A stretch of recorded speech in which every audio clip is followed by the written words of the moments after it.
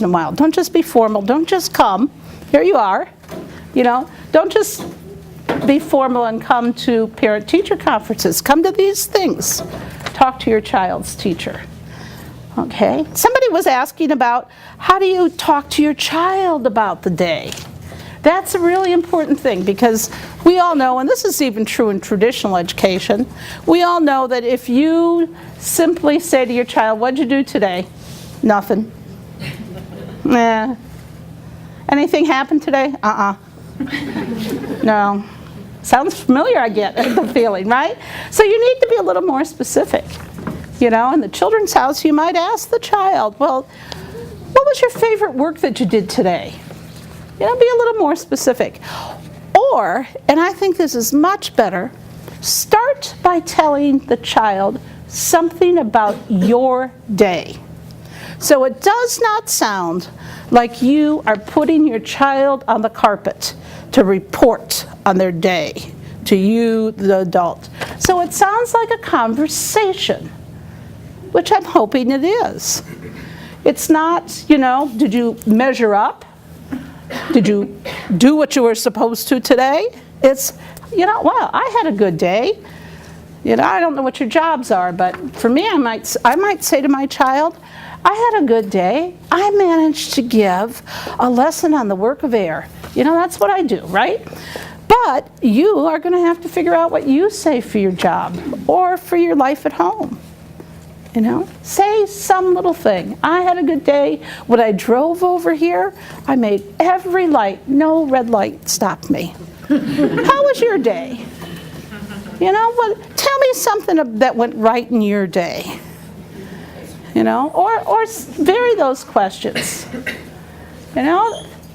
Did you work with anybody today, or did you work alone all day?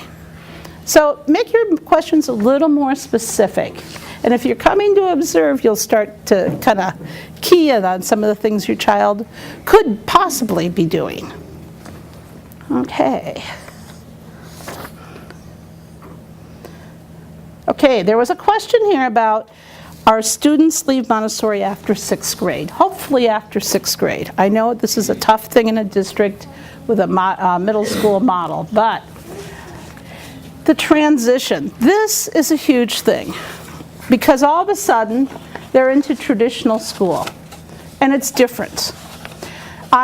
In McDowell Montessori School, where I worked in Milwaukee for years, we, for most of my time there, had a middle school model in Milwaukee. And like you, we lost a lot of our students at the end of 5th grade, and some at the end of 6th grade.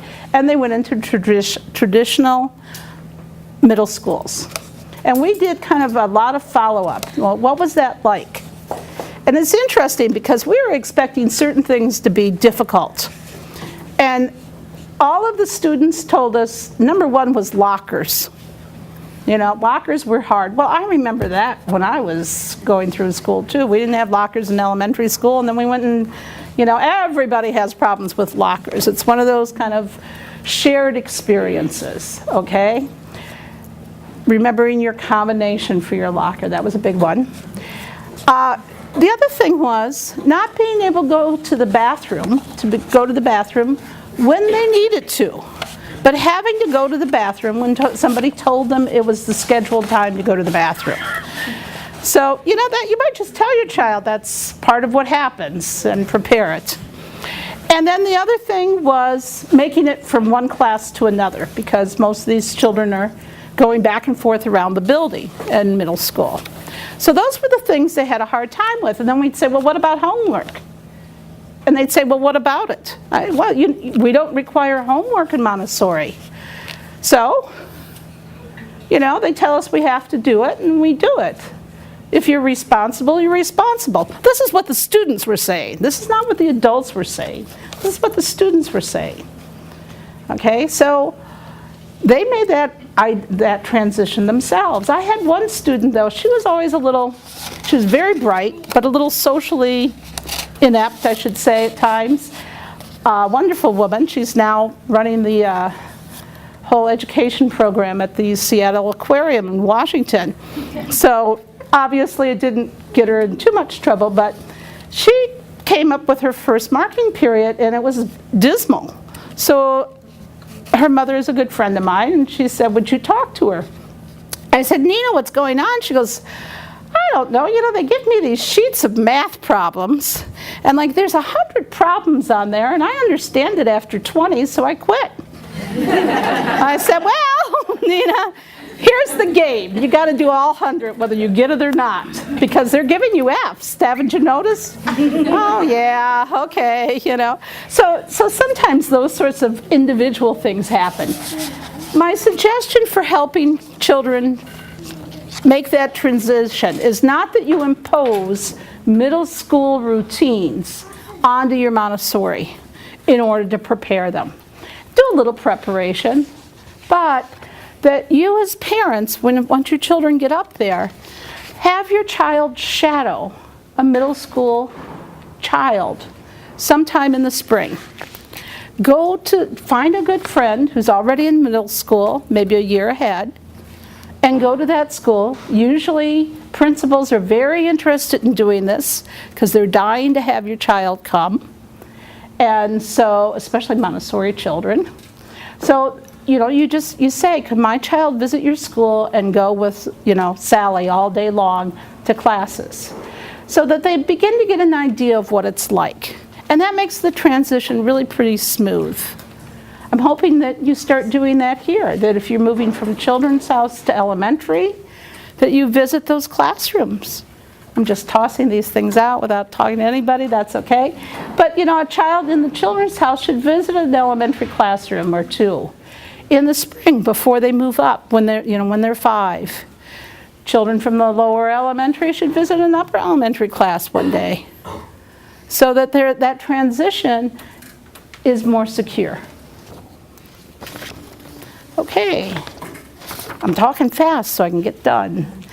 Any questions about that I just threw all these topics together, the communication, because I might not have answered the question, might not have understood the question. Yes?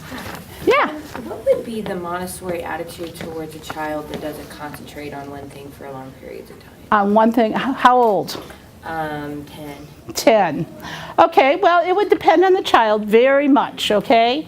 I don't know if everybody could hear that question. What would be the Montessori attitude about a child who's having a hard time concentrating on anything for very long?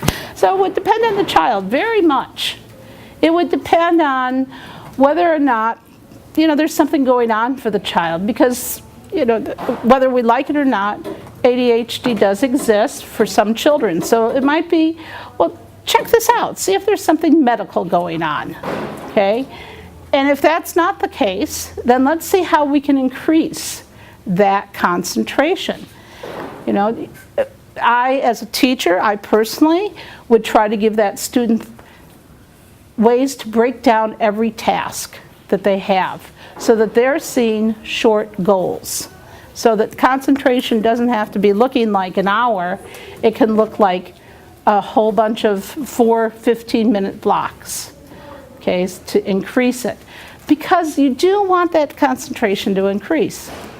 As a parent, I would be looking at how am I helping concentration build? Because there have been a lot of studies that show, for instance, that video games and a lot of TV, they're all built on quick change, quick change, quick change, and they lower concentration stints.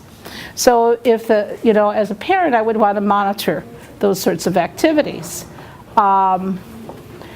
I would also make sure that I'm, as a teacher, going back to the teacher end, that I'm making sure I'm tapping in as much of the day as possible to the high interest area for that child. Because most children will concentrate on what they're interested in for longer periods of time than what we're kind of giving them. And I would, as a parent and a teacher, I'd want lots of communication to keep things moving along for that child.